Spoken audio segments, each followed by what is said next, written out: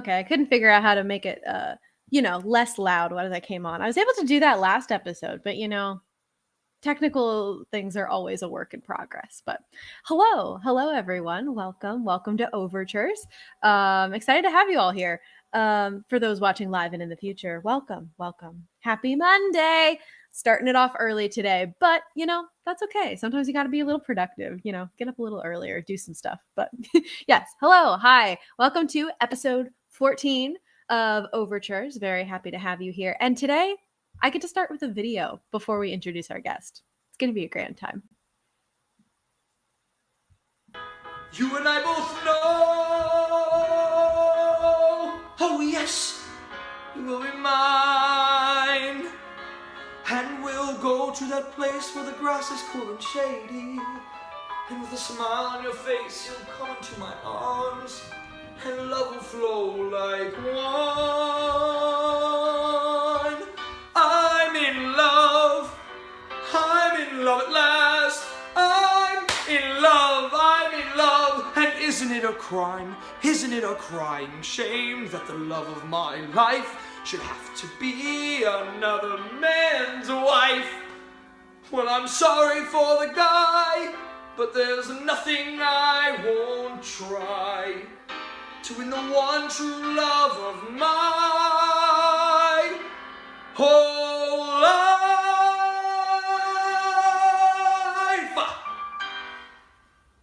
I heard Chai was in town, so I thought I'd stop by and say hello. Hello. A pen, a notebook, and a drink. All you need is a social disease and you're officially a road comic. How long are you in town? 2 frizz-filled weeks. Good. Well, I'm heading out of town to make some money, but I thought we should grab a drink. I would love that. You should have seen my set. Oh, I saw your set. You did? How was I? Wow. Just like that? I usually start off with small talk. Hi, how have you been? Nope. Life's too short. Talk about me. You're staring. Am I? Do I have a hair out of place? I didn't know what to tell you. You're still staring. So are you. Come on.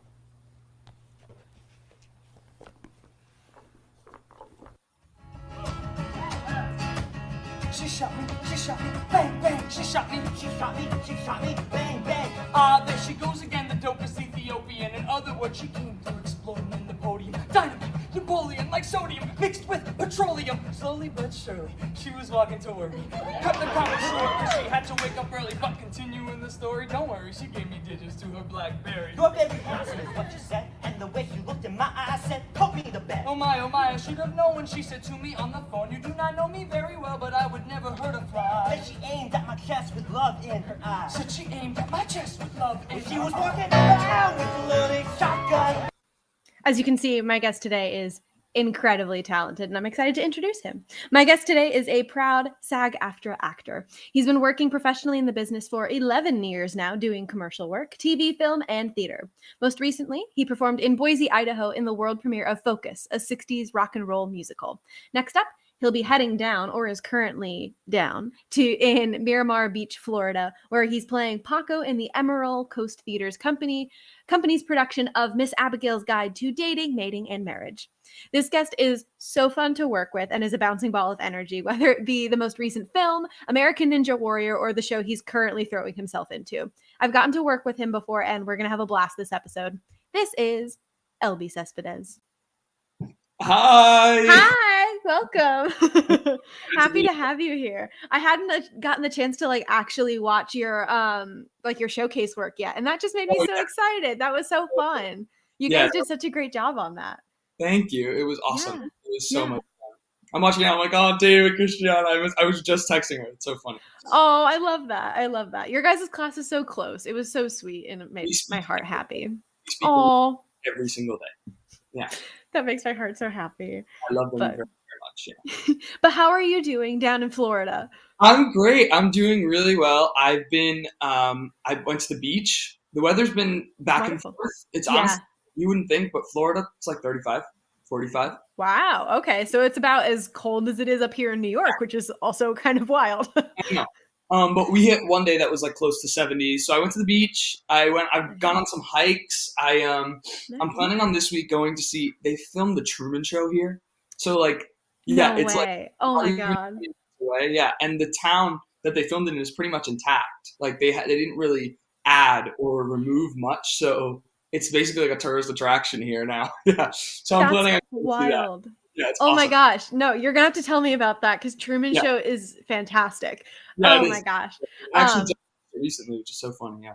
Yeah, it's so good. And of course, context for everyone who watches. And this is the way with most of my guests. And I promise I will make it so that I have guests that I didn't go to school with. But I've just had such a plethora of talent to work with throughout school. So how do we know each other? Good old Wagner College. Well, But specifically, we got to work on Everybody together. yeah. And it's so fun because like I talked to Angie like a week ago, Maddie the other day, and now I get to talk to you. So I'm like, at this rate, we're gonna go through each member of the cast.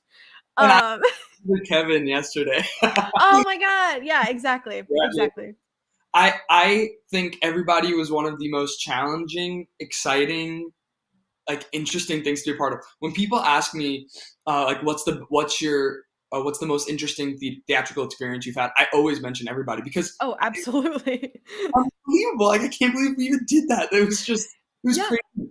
No, like with the amount of time we had, like granted, yes, I know Mickey gave everyone their scripts like 2 months or a month. 2 months in advance. Like you all were still like full-time college students. So Yeah, to have that dedication to get it all memorized and everything, insane. I can't believe we did it every single time I think about it.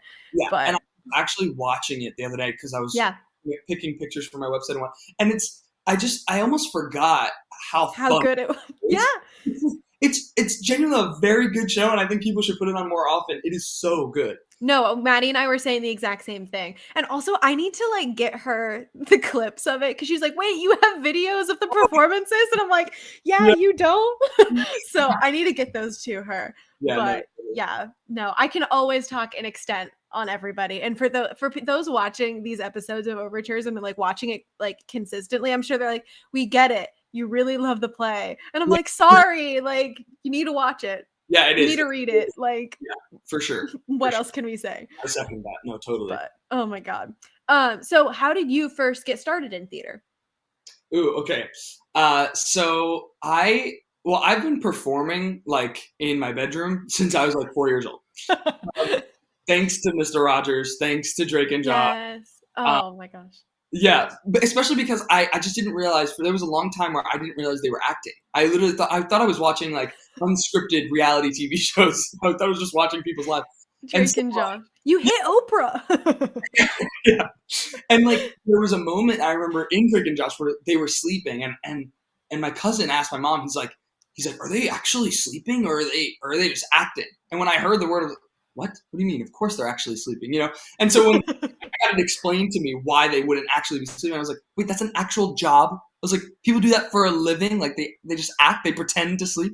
And so I was immediately intrigued. But then with theater, I started theater when I was around 10 years old. I did this small theater in Tribeca called Cast.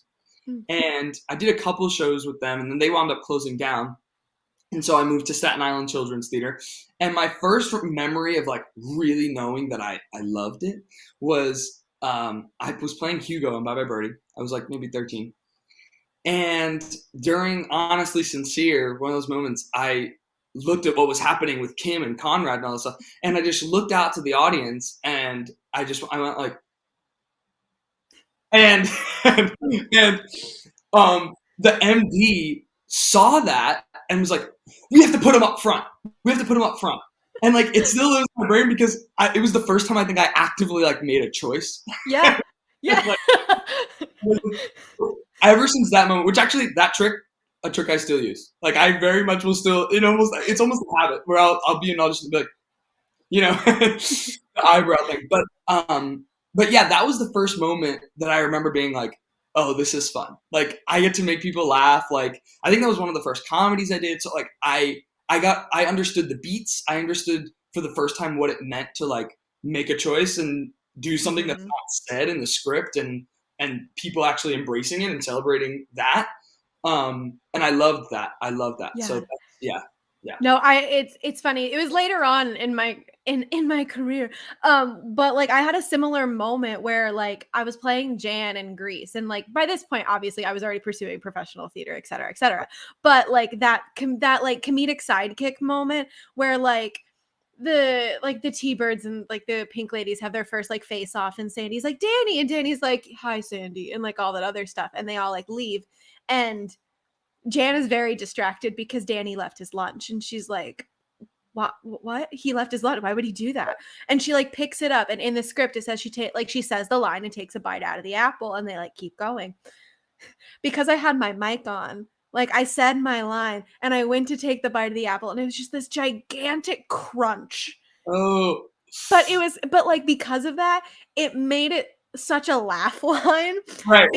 and then like everyone is supposed to just keep going after that, and I definitely had that similar moment of like this shouldn't be funny, but like just because in that moment she was so distracted about this one thing. Totally. It's those moments that you're like, oh, okay, this is like that connection to the audience you can have that's like exactly. so And fun. I think comedy. I mean, comedy. There's something about it. Like, it's so hard to do. And Yes. so like, when it's done right and you get the laugh, there's something that's so rewarding and satisfying about that. Yeah. So and it's not easy. You know, it's No. you really, like there are times where you have to hunt for a laugh, especially with certain crowds. Like it's not, you know. So I think there's something that immediately attracts people to that. For sure. And you're very also well versed in film as well. So I always ask the theater people, like, oh, how'd you get started in theater? And then we keep going. But I also want to ask you, how did you get started in film? Because I'm interested to see which came first. Yeah, it actually sort of started at the same time. When I'm very lucky. My mom was super supportive and still is. And so when I was like 11 and I told her I wanted to do this, she got me an agent. We wound up getting an agent in Jersey. Yeah, and at the time, we didn't know a whole lot. We were just learning about stuff. So the agent was actually getting us like background and extra jobs, which really shouldn't be. You should be able to get those yourself. That it's a little. Yeah. Anyway, but we were whatever. I was 11 years old. Like we were fresh. I did background on The Dark Knight Rises, the last Christian Bale Batman movie. Oh my God. Yeah, and it was so strange too because it has like a fake name, which all of them, they still do that. Right. It does that all the time, but they're working titles, and so it was called Magnus Rex, and we didn't know. You're like, sure. Yeah, and we were told like this is a new Batman movie, and you're gonna be playing an orphan, but it was so trippy, and then they took us onto the Queensboro Bridge, and the bridge is supposed to like blow up or something, and then Batman's supposed to save us or whatever, But it was so trippy because for all these parents, they were in similar positions as my mom, and they took us in a van. They couldn't take the parents, so they took us in a van to the bridge that they shut down and bought out for the weekend, okay, on the upper level of the Queensboro Bridge. And all the moms looked at each other like, we just sent our kids into a like dark black van to the top of the Queensboro Bridge. Like, what? You know, and everything was okay, everything was safe and all that, but that was my first experience. And I was so nervous and so like I was so shy, and all these kids were talking to each other and hanging out. Oh. And I was really little. I mean, they were like 15, 16, some of them, and I was just really little and shy, and I wouldn't eat. Like they were offering us like grilled cheese and stuff, and I wouldn't eat. And so this one PA came up to me and he was like, dude, you have to eat, man. So he gives me his apple, which was so sweet. Yeah. And I actually still have seen him. I've seen him on jobs like very recently, like a couple months ago. And my gosh. Now he's an assistant director. Yeah. You should tell him. I know. I haven't told him yet, but I'm going to say he works on the Blacklist now. Oh, awesome. I wonder how recently, because I did a background thing on the Blacklist. Yeah. But no, you should definitely tell him. Name now, but yeah, he's very sweet. He's a very sweet guy. I always wanted to thank him for that because the second I saw his face, I was like, you're like, I was like, oh my God.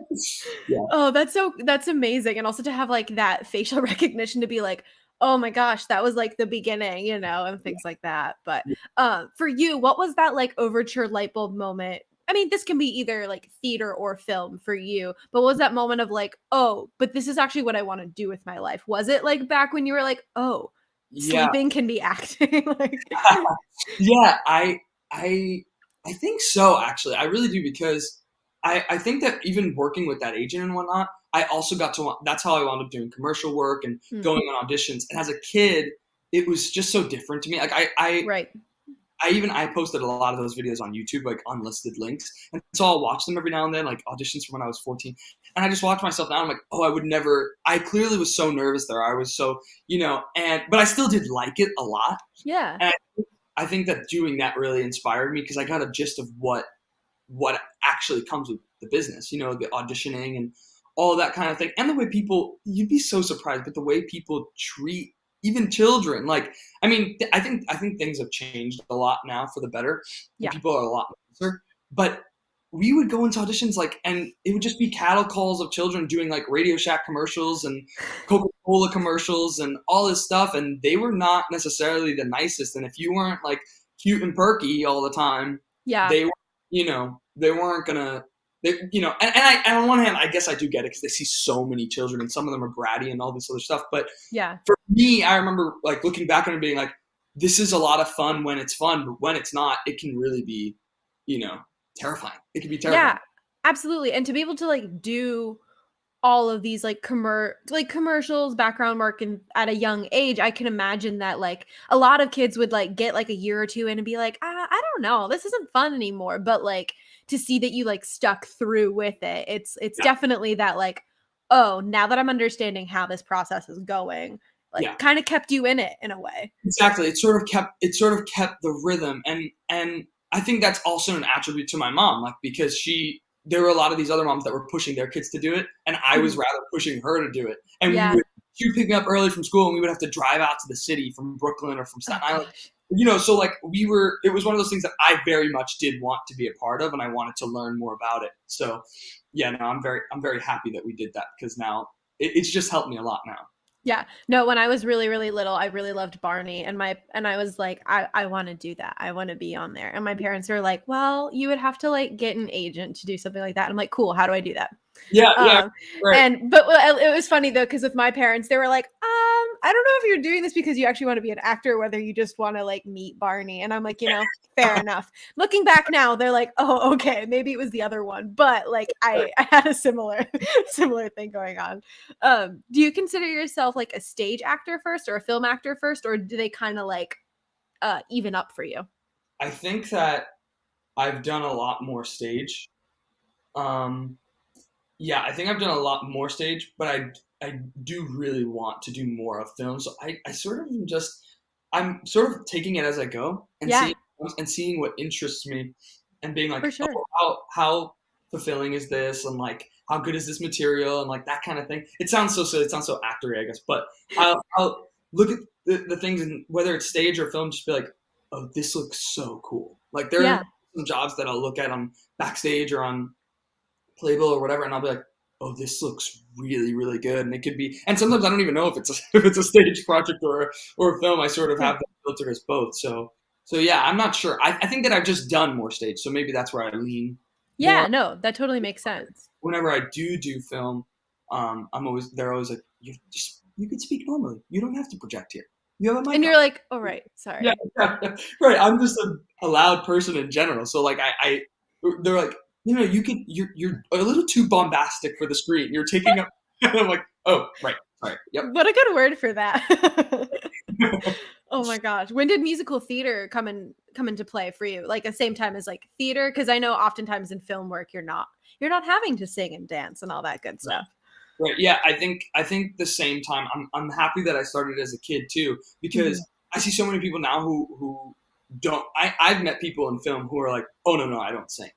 And to me, that's almost a foreign concept. I'm like, what do you mean? Yeah, I'm like, I barely have done auditions where I don't have to sing. Yeah. So, and whenever I'll tell people in film that I do sing, they're always like, you sing? And I'm like, yeah. I actually pretty often, like on a pretty regular basis, actually.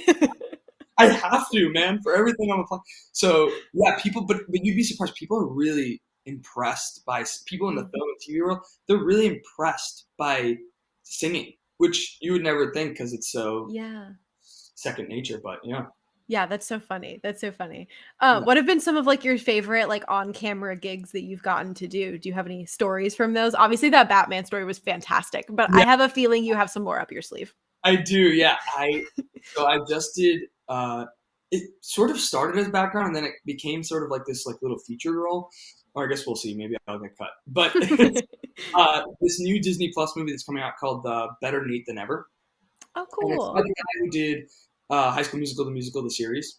Gotcha. And so, yeah, so he wrote this novel, and Disney decided to adapt. It's like a trilogy, and they're adapting the first one, at least for now, into this movie that's coming out, I think, in the spring or June or so.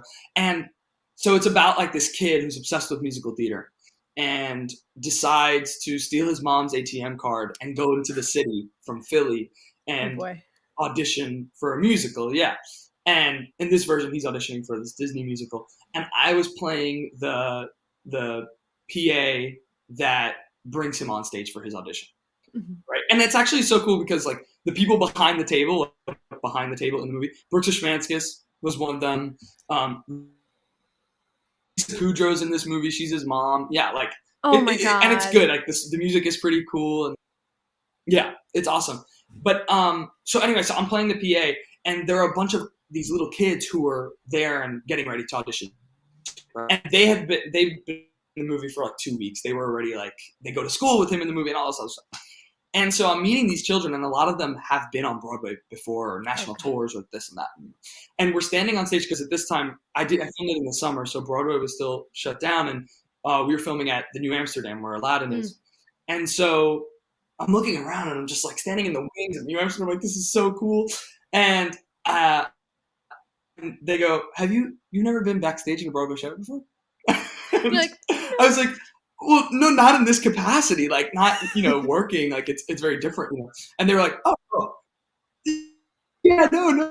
And they, I mean, one of them was young Simba on Broadway. The other one was young Kinky Boots. I mean, yeah. But oh my god. so they were very professional. They were around like 11 years old and just starting, or like in middle school, starting high school. And this one little girl, she was very, very, very like by the book professional. And it was very sweet. It was very like, she wasn't like bratty, but she was very on it, and it was awesome to watch, right? And she would be the first person, like when he says rolling, she was like, "Guys, take your masks off," and then he would say cut, and guys, put them back on, that kind of. And it was very sweet. Then Joshua Bassett came on set. Oh my god. And that changed everything because he's playing the lead's brother, and we got word that he's coming onto set, and she literally was like, "Joshua Bassett's coming on set." And they were like, yeah. And she was like, oh my god. Okay. And then she comes up to one of the PAs, the real PA, and she goes, "Do you think like maybe you could like get a picture of me and him?" And the PA's like, "I don't think so." And she goes, "Yeah, you're right. That's totally unprofessional. Anyway, why would I? What? No." And, yeah, it was so sweet. And she's standing there like we got holding, and she looks at all the other. She's like, "Oh my god, like." He's up there right now. Like he's up there right now. Like that, and she's just fangirling, and it was so innocent and so so genuine. And then afterward, Joshua Bassett came back and met all the kids. Like he made it a point to introduce himself to all the kids, which was really nice. Yeah. And she was trying hard not to squeal. I mean, she was just like there. She was there. And once he left, we were like, "We cannot believe you kept your cool." She was like, and she just started screaming. It was just like this genuine. It was beautiful. I love that. Was that. one of my. Oh my god, trying just like so hard to like be a professional, but also at the same time, it's like when it's this like someone you've like looked up to and all this other stuff, like how can you not just like kind of freak out for a moment? But good for her. I'm so proud of her. Yeah, no, she's excellent. She's excellent. She's great in the movie, and she actually. I don't know if she was in Annie Live, but I know she auditioned for Annie Live. She's great. You'll be seeing her around, I'm sure. Oh, yeah. I am very sure from the sounds of it. This sounds like a really awesome show. So I can't wait to hear more about it as it comes out and all that good stuff. And crossing fingers for you that you don't get cut and left on the editing room floor. Right, yeah, totally. We're crossing fingers for it. Yeah. Oh my goodness. Okay. So I do want to show a little bit of your special skills reel because it's kind of insane. Do you want to talk, like, as I'm working on the technical side of it, do you want to talk a little bit about like how you've gotten into doing all this? Yeah, totally. So mainly what I do, and mainly what's in this special skills reel, is a lot of parkour, free running, tumbling, and trampoline. I've been doing it for, I guess, going on 7 years now. 2022, going on 7 years. I've been doing it since 2015, on and off. But I started because I loved American Ninja Warrior. I watched American Ninja Warrior, and I was like, oh God, that looks so cool, and also kind of doable. Like, I want to. And I had friends who told me, oh, like, we're taking this class at Brooklyn Zoo in Brooklyn, and it's a parkour gym.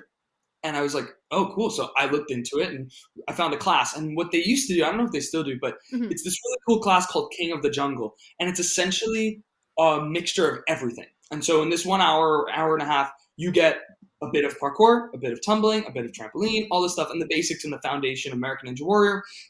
And so me and my brother did it and fell in love with it. I mean, it was like it's awesome. Yeah, and we're also, I mean, this is so silly, but we're also very tall for our age. So being in like an adult playground, which is essentially what it is, I mean, it was so much fun. And so no, it's sick. I'm so excited to show a clip of this. Like, there's so many cool stuff that you do on it. I'm just gonna show like half of it, but yeah. 5, 6, 5, 6.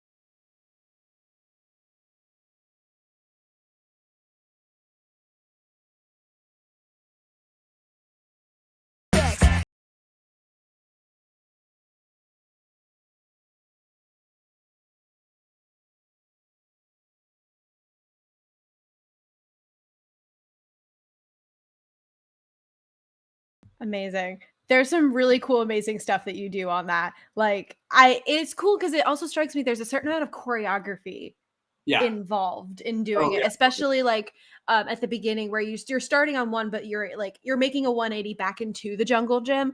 Like, there's a certain amount of like, okay, how do I get from point A to point B and all that kind of good stuff. And also a rhythm in the sense of to make sure that your muscles don't tire out. Yeah.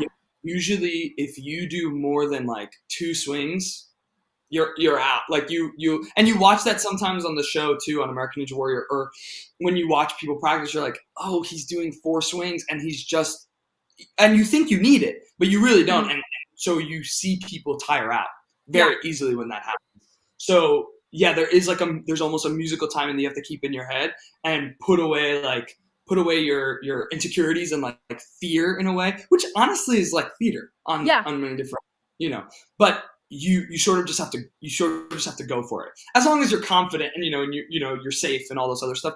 I think that's a big thing too with parkour and tumbling and trampoline, is like you have to be safe.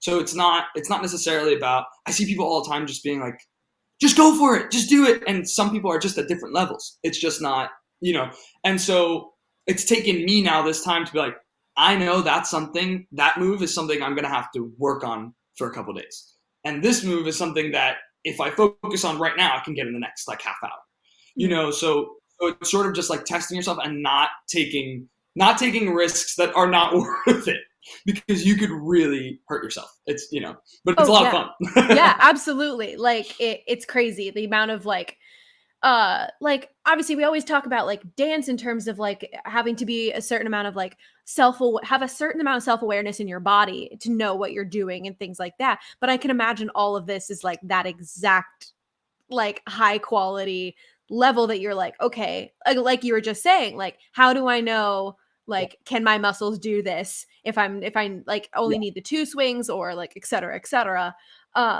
Yeah, I can. It's a different kind of training, but it's self-awareness nonetheless. Yeah, exactly. And that's sort of like, I mean, it's helped me with discipline so much, and it's taught me so like I and it's the way I work out. Like I don't like drilling. I don't like repping. I'm just not. It's just not me. So if I do that stuff, I have to push myself to do it. But with parkour, like you're just doing whatever comes to your head and trying these fun things, and then all of a sudden you're like, I'm out of breath, and I'm working out. And you almost do it subconsciously. And so that, to me, that's been like, oh, so helpful. That's the way I've managed to like maintain some type of shape. So that's why so that's why when I would be in school or whatnot, and it would be harder to get there, it would be like, oh, geez, but I just figured. Yeah, no, absolutely. Would you ever consider like Totally. stunt doubling down the line? Because like I know a lot of these skills like lend to doing stunts and things like that. Oh no. Okay. I see. I think you have frozen a little bit because I'm not hearing your audio Yeah. come through. Oh, there we go. Okay. Yeah. Continue. Sorry, we had a bit of a delay. I think you're catching up now, but we're good. Yeah. No, totally. I have a. Oh, we're very delayed. Okay.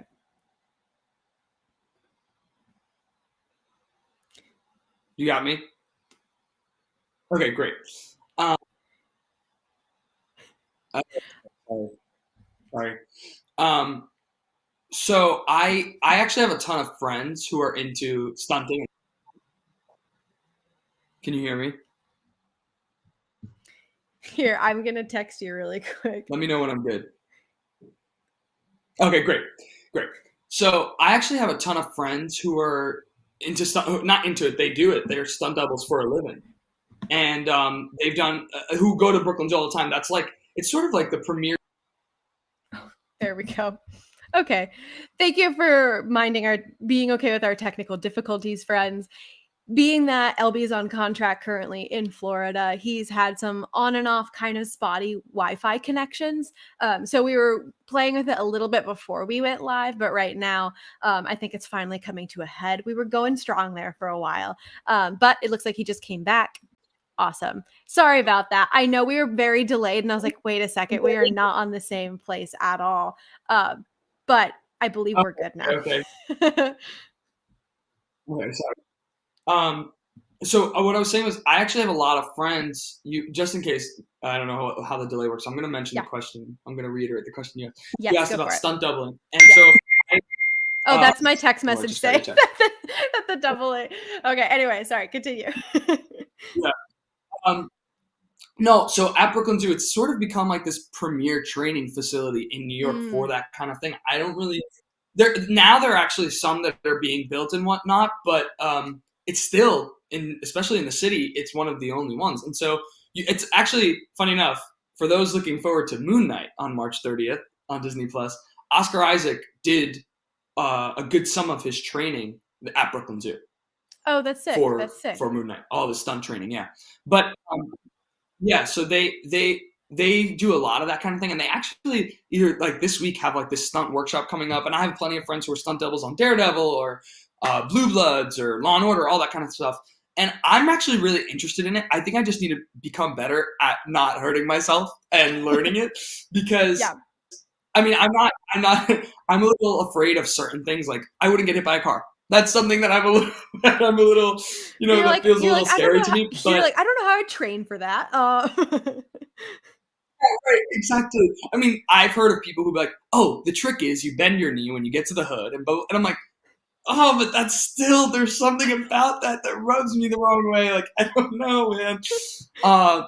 So there's certain things that maybe I would draw the line in, but for the most part, yeah, like I would love to do like stunt, like stage combat type of things, or like like I as long as it's safe, I would love to do that kind of thing. And I also just want to become better at tumbling and all that stuff too. I want to be like Tom Holland. You're like, I want to do my own flips and things like that. Yeah, right, exactly. No, that's sick though. That's sick. Yeah, no, because I was like watching this and I'm like, I feel like this could definitely lean into that. So that's cool to know that I was like definitely picking up on that. So recently you were. Oh, go ahead. Oh, sorry. No, I was gonna say trampoline is what I like specialize in. That's probably what I'm best at. And so I actually see all the time listings for people doing.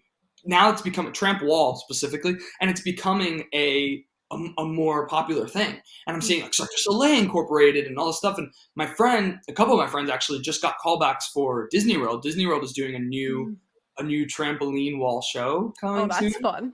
Yeah, it actually is really cool. I'm glad that the word is spreading because this stuff is fascinating. Like, I mean, athletes, like the things that they're doing on this trampoline there, and it's because it's an evolving sport, they're creating tricks as it goes along.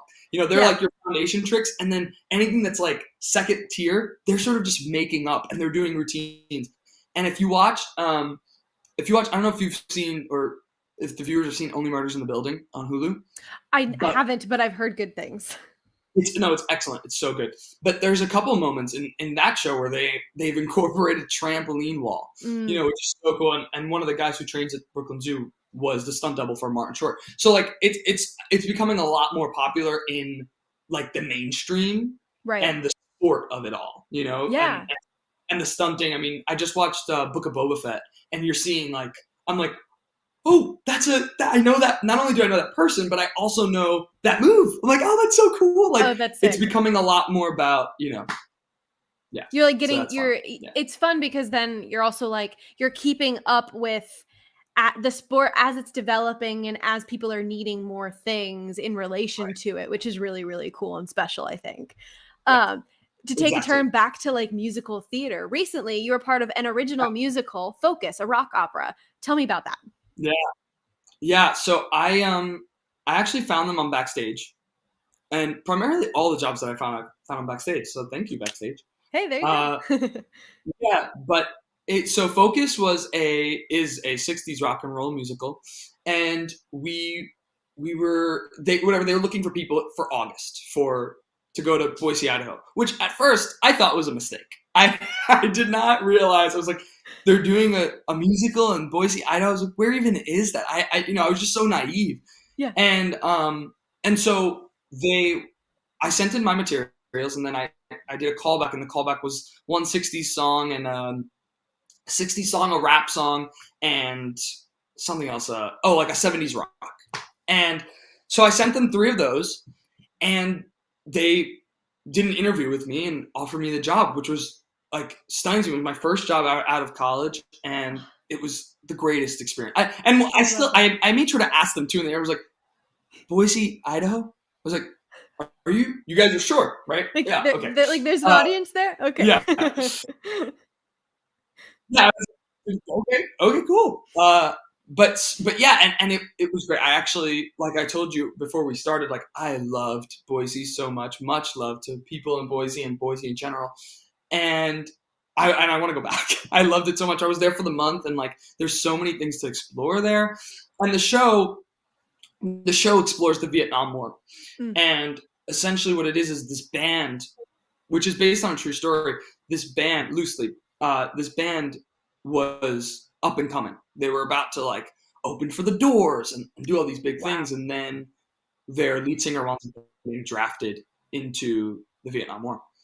And they're like a family. It wound up crumbling them and crumbling his relationship with them. Luckily, he survived, and he's still alive today. He's in his late 70s. But yeah, it crumbled the band, and it crumbled that family relationship, and it crumbled his with this woman, this photographer actually, who was also a photographer. She was a photographer for the Vietnam War, like a journalistic type photographer. Yeah. And yeah, so that's what the show's about. I was supposed to for was the little brother in the band. And then I got a call 2 days before my flight asking me if I wanted to play the lead singer because the guy who they had bailed. Oh my God. So, yeah, I'm Freddie, and okay, I believe you cut out from. Ooh. Okay, it looks like you're coming back a little bit. Maybe here. Let me try turning off your camera and turning it back on again.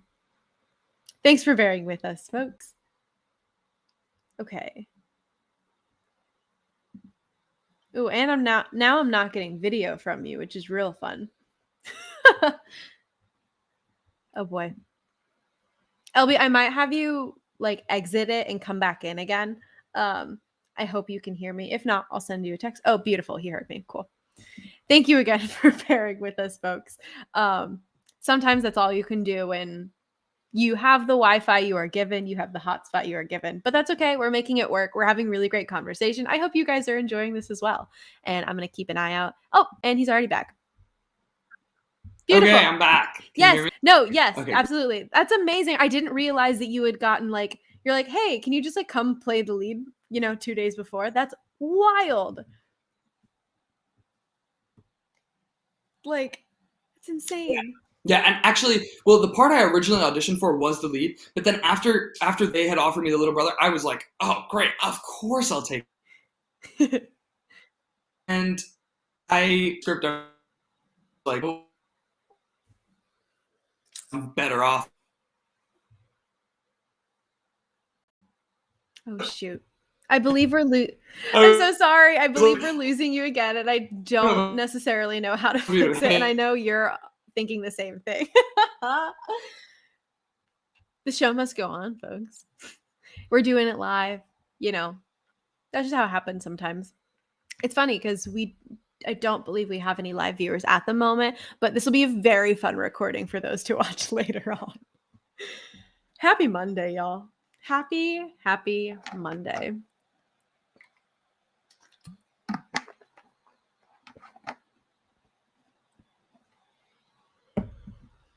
I wonder if there's a way.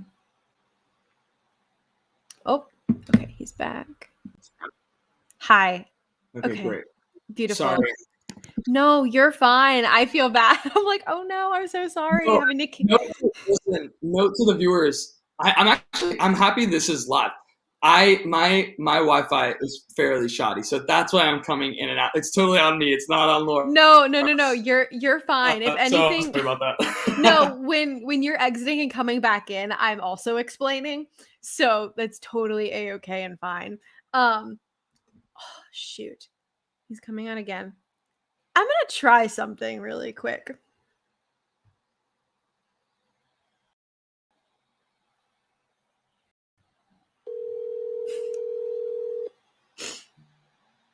Yes. Hi. Oh shoot, I'm coming back. No, I got you. I think I'm good here. Okay. Well, I got you. Oh, I'm so sorry for all the reverb. I wonder if you quit the melon stream, we can finish the rest of it with just your audio. Am I back? Hold on. Okay, you are back on my screen, but I think it might be easier if we try it this way. Or leave your camera on, turn off your mic, and then if we get your video, then awesome. But if not, that's okay too. I wonder if this works. I can hear you, yeah. Is it reverbing at all and doing any funky things? I wonder if this works. No, it's not reverbing. It's actually, I can hear you, yeah. Ooh. There's actually a delay on my computer, but I'm hearing you on the phone. Okay. We're going to try this and we're just going to see what happens. Oh my goodness. It's going to be so funny watching the recording of this. If I put you on speaker, will it cause a reverb? I don't know. Well, here's the thing. You don't have headphones. And so that's where I'm, okay. It doesn't sound like we have reverb. So I'll take that. Okay, great. Cool. Amazing. Amazing. So I'm just going to, whatever works. I'm holding up. That's sort of where we're at. Yeah. You know? Yeah. We'll put the microphone put my speaker up to the mic and we'll just have it like this. Okay, great. Okay. Amazing. Getting back to the interview. Yeah. So I'm familiar with working on original plays, but I imagine that working on an original musical is a completely whole other ball game. What was it like working on an original musical and getting to like fully stage that? Yeah, it was crazy. I mean, so the cool part about it was that we were all, as a cast, we were living in a house all together in like this Airbnb.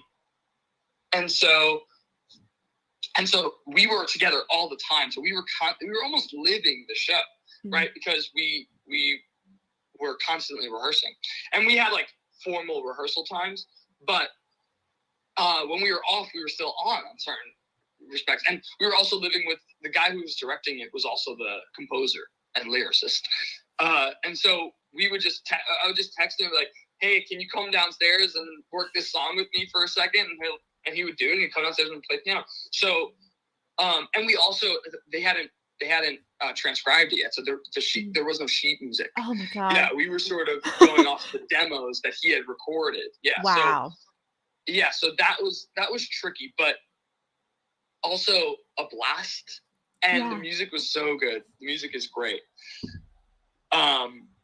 And in terms of putting it on its feet, that was another thing that we sort of figured out as we went along. Like, oh, what are we gonna have? We're gonna have this platform. We're gonna have this kind of thing. And what is our space like? And how to adjust to that. Which is, I guess, sort of every show, but with this show especially because we were sort of putting it as we were. So I think that what's in the book now that they've written, this is my favorite part about doing something original, is that anything, whether it be a musical or play or anything, but when the choices that we made are in the script now.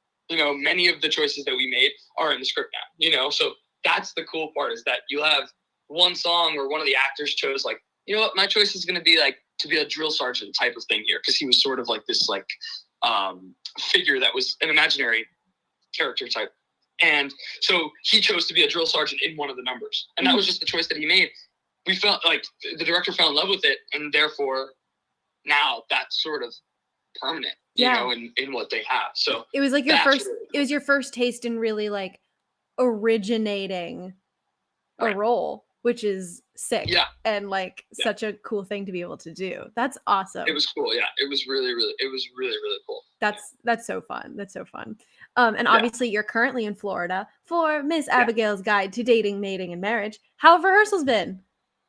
They've been great. I've been here. It's a short rehearsal process. It's a short show. I mean, it's around 80 minutes, and we've added an intermission. Oh, nice.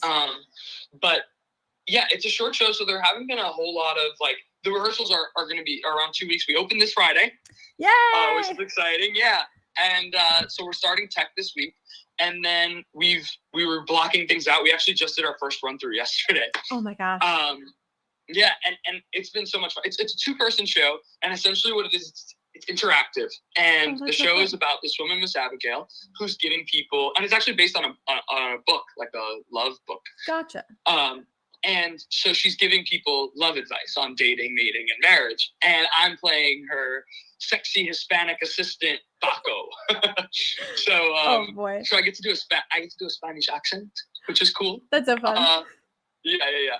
So that's been a blast, and it's a wacky show. We get to bring people up from the audience, so like it's gonna be based a lot on that, and that's why I cannot wait for that element to come in. Like, because people are so unpredictable, that's what we love about doing theater. Yeah, well, like even so like thinking about going when I was working on Spelling Bee, just being like, right, how are they gonna try and mess with you when you're on stage? Right. How can you stay in character and keep them in line?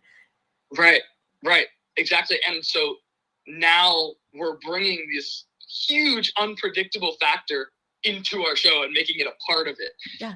So that, to me, I'm highly looking forward to that. That's probably what I'm most excited about. Yeah. Yeah. Well, and we have an Instagram question about that at ChrisXC34, becoming a loyal viewer of our show. So thank you so much.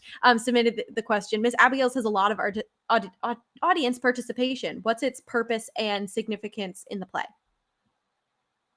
The audience participation, I assume? Yeah. So I think that it's probably the most important part. That's what the whole thing's about, right? Mm-hmm. She's essentially saying, like, what she's saying is, I'm going to help you, right? So the ways that she's going to do that is you come up and ask her questions about love. And she's sort of, we have some answers that are like written there, but for the most part, we're going on the fly for a lot of it, so, and that'll be, and don't get me wrong, we have a script to back up what our characters would say. We can sort of inspire it that way, but that's, to me, the most, it's the most significant part is the audience participation, because that'll, and also you got to remember that everyone else is watching you simultaneously. So they're waiting to see what you have to say too, Yeah. So I think that its purpose is actually pretty strong, and you could also take it as a character and say like, oh, well, how can this inspire me and how I'm feeling as the character? Because there's this huge subtextual and then becomes like a part of the context that my character has a crush on her.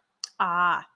And so throughout, he's like throwing little hints in there to her because she doesn't realize. Right. And so he's throwing little hints to her that like, hey, this love advice that you're giving, and he starts taking it and using it onto her. So I think that audience. So there's a moment where he gets jealous of a guy that she picks up. So in the script, it just says to pick up this guy and for her to flirt with him, and for my character to just respond off what the guy is doing and, be jealous. Oh my gosh. So, yeah. That's just so many variables involved. And that sounds like an absolute blast. And also a lot of improv skill, which is also really fun to be able to work with. Right. Yeah. Oh my gosh. And especially with the accent, I'm like, oh, a lot of it. I don't know how to roll my R's. I have learned how to roll my R's now. I feel like that's a very difficult thing to learn if it doesn't come to you naturally. Yeah. So I've just been like working the accent so hard that I'm able to like the word purpose is a hard word to say with that, Yeah. those consonants. I can also imagine like I'm like imagining you, Elbi, sitting at home going like practicing like right. Everyone's like, Elbi, are you okay? And you're like, I'm working on rolling my R's. Right. Yeah, that's exactly what I was doing for a long time. Yeah. Oh my gosh. So you said that you guys open this Friday. How long does the show run? We're running this Friday the 28th, and it's this weekend, and then the following weekend we close the 6th of February. Beautiful. That's so exciting. And how can people get people get tickets? Oh, you can go on Emerald Coast Theater Company's site. You can also go on my site. I have a link at the bottom that has a little button there for tickets. Yeah. Beautiful. And I'll add your website into the description of this live video when we're done here, so people can just go on and click. They can watch the rest of your reels. They can get tickets. It'll be a grand old time. Yeah, that'd be great. So besides your website, where else can people find you? My Instagram, I'm like super avid on my Instagram at ELBITO322, Elbito322. My website, I've been active on that too. My email's on there and stuff like that. So you can find me there. I'm on Twitter, but I don't use it as often. I try to. I'm pretty bad with it, but I try to. And that's LD322LB on Twitter. Yeah. Amazing. Yeah. So I'll go ahead and plug my socials real quick. You can find me on Instagram and Twitter. Like Elbi, I'm not on Twitter a whole lot, but definitely on Instagram. At Lora_Marjoram. Also on my website, www.loramarjoram.com. You can find this lovely show on Instagram at Overtures Show. There's 2 S's. It's weird, but it's okay. It looks good. And then you can obviously find the show here on YouTube as you're watching right now. Just search Overtures Show. And the next stream is this upcoming Wednesday. I promise you guys, I will slow down. I just wanted to get people before they left with their contracts. But it'll be this upcoming Wednesday at 1 p.m. with the lovely Remy Van Collen. I'm so excited. I'll be posting their information later on today. It'll be so much fun. But Elbi, do you have any final thoughts for viewers live and in the future? Yeah, I actually, it's so funny. I'll be honest, I almost premeditated this a little bit because I was like, Laura's going to ask me for final words, and I want to say something that's kind of smart. I have been reading this book. It's called Big Magic by Elizabeth Gilbert. She's the one who wrote Eat, Pray, Love. Yeah. So good. It is so good. And so there's sort of this quote that I read in it that I've been living by. And it says, they're talking about creative living and living in the business and whatnot. And it says, you can measure your worth by your your career worth. Yeah. But you can measure your worth by your dedication to the path, not by your successes and failures. Mm. And that's something that really resonated with me because I'm like, successes and failures are pretty subjective. Yeah. So measuring your worth by what you bring to the table and how dedicated you are and what, that was kind of kind of beautiful to me. I really liked it. No, I love that. I think that's a perfect one. And what a great one to end on. I keep saying it's Monday, let's have a good day. But honestly, that's a perfect little Monday quote being okay, fresh start to the week. let's do this, Yeah, But right. Thank you so exactly. much for being on. Thanks Thank for you bearing. so much. Thanks Thank you for for bearing. compromising. Yes, no, thank you for dealing with the technical difficulties live. It's been so much fun to get to catch up. Goodbye to same. everyone watching now and in the future. Thanks for joining us. Yeah.